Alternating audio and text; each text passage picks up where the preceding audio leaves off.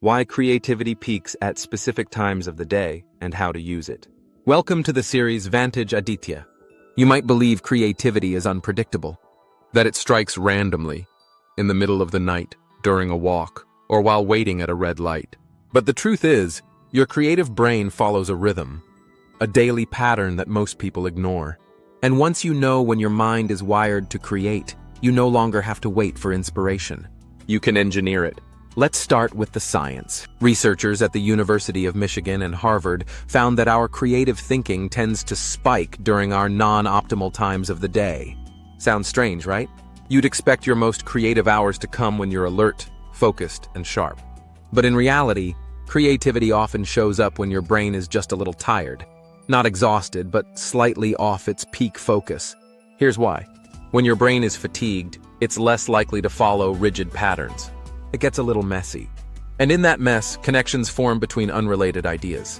That's the birthplace of creativity. Not logic, but looseness. Let's take two examples. Amy, a finance consultant and early riser, always assumed she'd do her best creative work in the morning. She blocked her mornings to brainstorm client campaigns. But she found herself drawing blanks. Surprisingly, it was during her late afternoon walks, when she had stopped trying, that the best ideas came.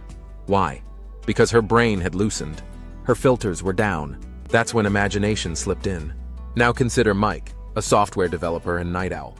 He often had breakthrough ideas while brushing his teeth at 6:30 a.m., half awake, mind drifting.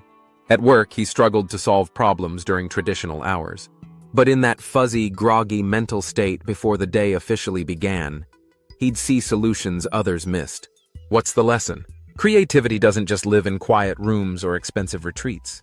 It lives in your natural rhythm, and often hides in the places where your mind is most relaxed.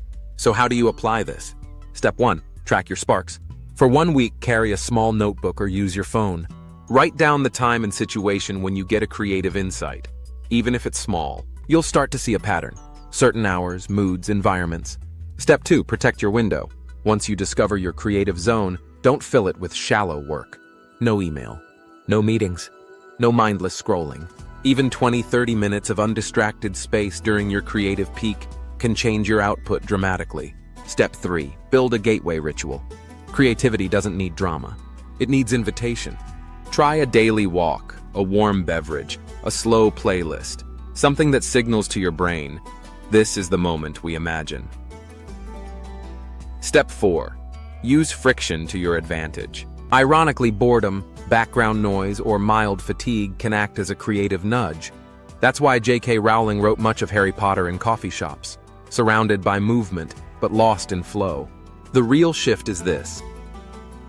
You don't need to force creativity. You need to notice when it whispers. You don't need to do more. You need to think at the right time. Great creators aren't always more gifted. They're just more aligned with their own mind. They build systems around when they think best, and protect it like gold. Subscribe to Vantage Aditya for more insights that help you unlock performance through clarity, not chaos.